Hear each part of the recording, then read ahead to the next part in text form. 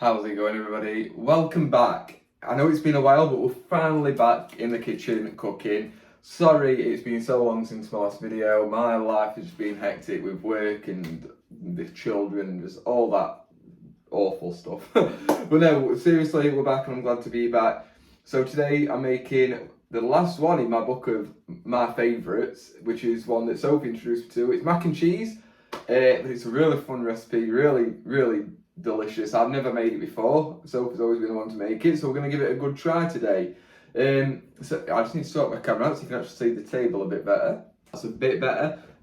So to start off, I'm going to run you through everything that we need. So you need 300 grams of pasta, which I've got right here.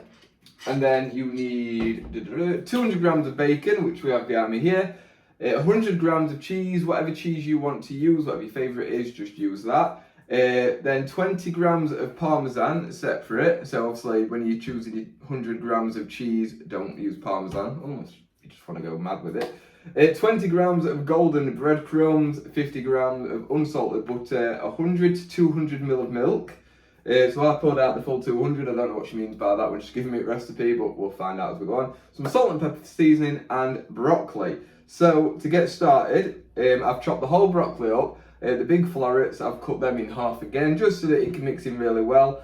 So you want all this into your dry pasta, your uncooked pasta, like so.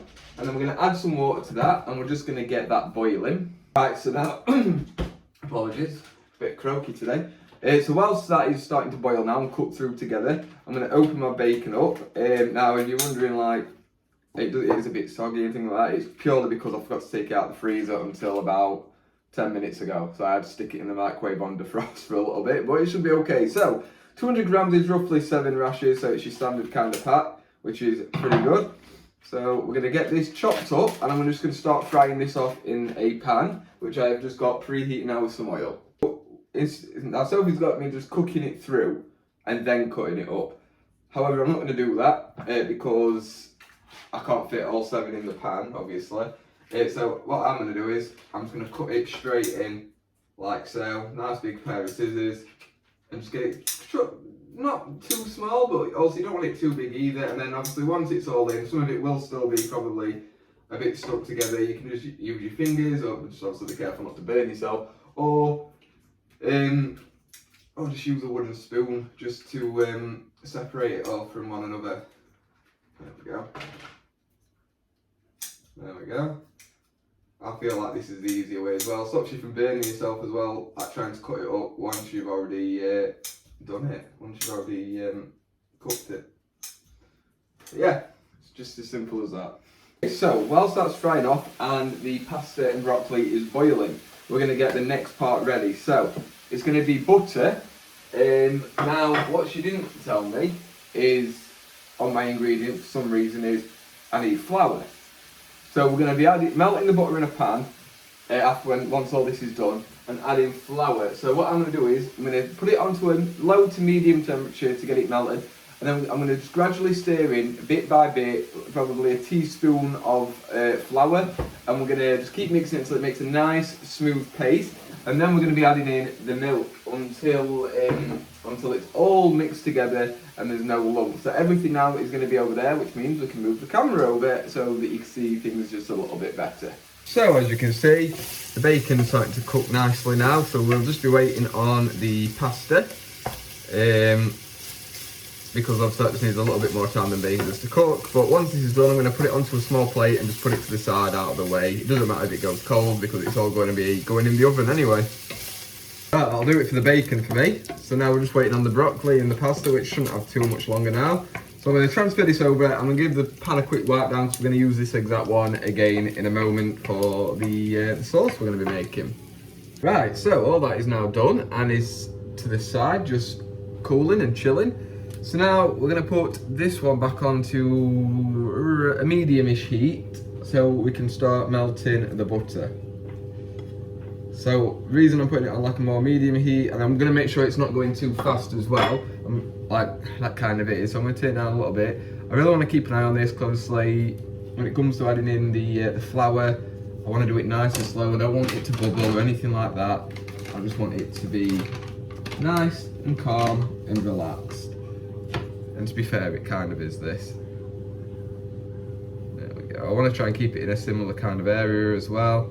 Yeah, that's going nicely. So this obviously is an induction hob. It goes up to 9. I've got it on 4. Obviously, if you're working on gas, I think gas marks go up to 6. I'd say do it on about 2.5. A small flame, definitely. Okay, so there's like just the smallest, like couple of clumps of butter. But we're going to start adding flour in now. It's not going to need loads. Very important to say that. It's not going to need a great deal. But it basically just needs to soak up all of the butter, sorry, I know I don't always pronounce my T's. But you'll know when we'll know when we've got it. But just keep adding gradually. I will just keep the video going. I'm not going to cut any of this out just because obviously I didn't tell you a measurement and I don't particularly know. So you can kind of watch this and gauge for it yourself from how much I put in. But I don't think it's going to need a great deal more. Obviously we've still got some runny butter around the edges.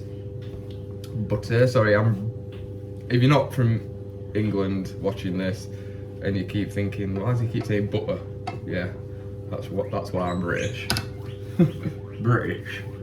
But there we go, a bit more, and I think we're getting somewhere. Obviously still keeping this on a low heat because we don't want any of the butter to set or anything like that.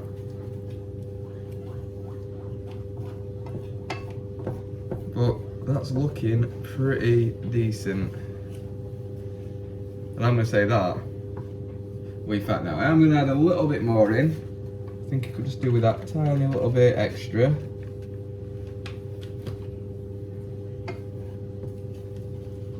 Just like so.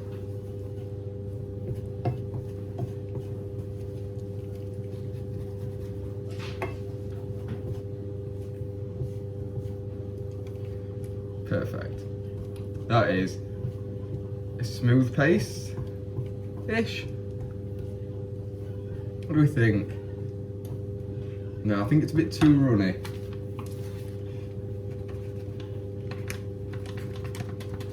Like I say, that's why you do it little at a time.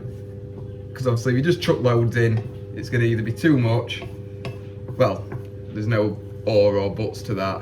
It's going to be too much and it's not going to end in a good result for the final product. Obviously, if you just scrape it all back into the middle and see how long it kind of takes to fall to the side, that kind of should tell you everything you need to know about it.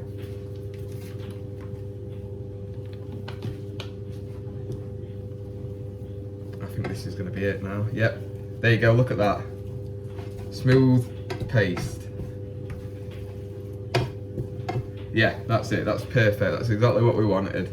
So now when we pull it in, look at that, it holds, that's the one. That is the magic number, that's perfect. So I don't know how much it was, but obviously we'll figure that out, won't we? If you just do it exactly as I just did. Now I have turned off the heat, I'm just gonna move it over here a little bit. Now gradually add in your milk. Now this really is a case of it needs to be bit by bit. And you've got to make sure it's getting all mixed in together. You don't want any lumps. You're probably thinking, Dom, you've used a bit of a big pan there. It's necessary, trust me. It's obviously for the end product when everything is going in, but just keep moving it like we did with the butter. It's about patience now, because this is going to make a very much a thinner mix. If you chuck it all in at once, it will go lumpy, and you don't want that at all. So even though it doesn't look nice at the moment, which I can guarantee it isn't, but obviously this is how you make a white sauce. So scrape it round, pull it back round. I'm going to keep on doing this until all the milk is mixed in. Now the last of the milk's going in. There we go, can move that out of the way and just give it another mix. Obviously, we're trying to remove all lumps. It might not always be possible. I mean, Obviously we didn't sieve the flour, but as long as you're giving it a really good mix, making sure it's all, well, yeah, mixed in together nicely, that's all that really matters.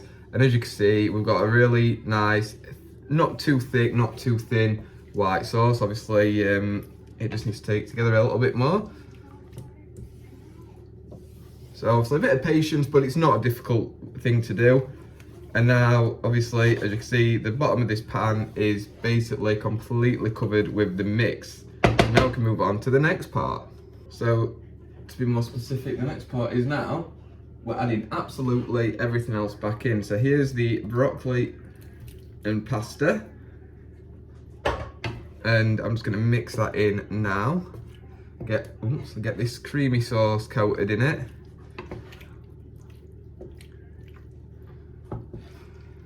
Just like so. And now I'm gonna add in the bacon.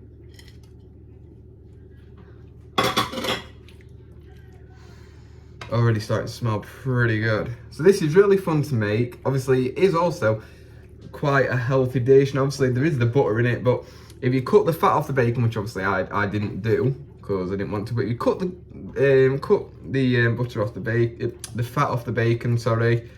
You know, you can fry off the bacon in fry light, or you know, basically something that's not a proper oil. A healthy alternative. This can be a really healthy dish. It's got the broccoli in, which is you know, one of the best vegetables you can eat. Right, and now the 100 grams of cheese. That's next.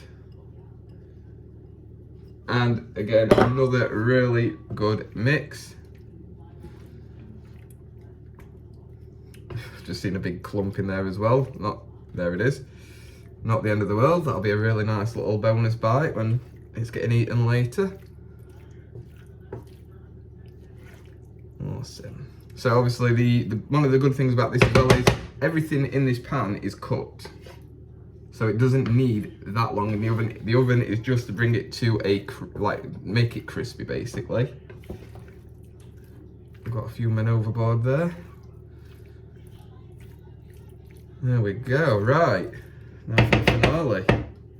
Right, so now in a nice big dish like so, we're gonna add this mix in.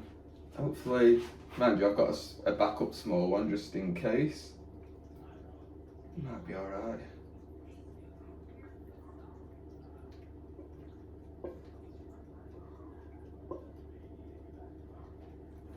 There we go. Look at that. It's big, but it's plentiful. Right, so now the last two pieces to go on here are the golden breadcrumbs. Put these on however you like. Sprinkle them is probably the most efficient way, but also, you know, can just go over it, tapping like that, which is also very easy to do. This is going to make it nice and crispy. And then, last of all, is your parmesan. So that's getting sprinkled on top. Obviously, add more on if you want more on. You don't have to stick at 20 grams, but it will be very cheesy anyway. Parmesan's a really nice strong cheese, so you really don't need too much. But in this house we do like his cheese, so no judgment if you do decide to add more. Right, in the oven now for about 10 minutes. Just gonna get it nice, golden and crispy, and that will be it. Yeah, so it's in the oven now. Oh, sorry, don't know if I said before. 180 degrees, that's fine. Conventional, it'll be about 200, and I don't know what your gas mark is, but just your standard nice cook it heat, but obviously you don't have it in for too long. Let's see how that turns out. Okay, so it should be done now. So it's been about 11 to 12 minutes, so I'm just finishing washing up. Hot. Smells great. Yeah. That looks good to me. I'm just going to get another tea towel to help me get it out.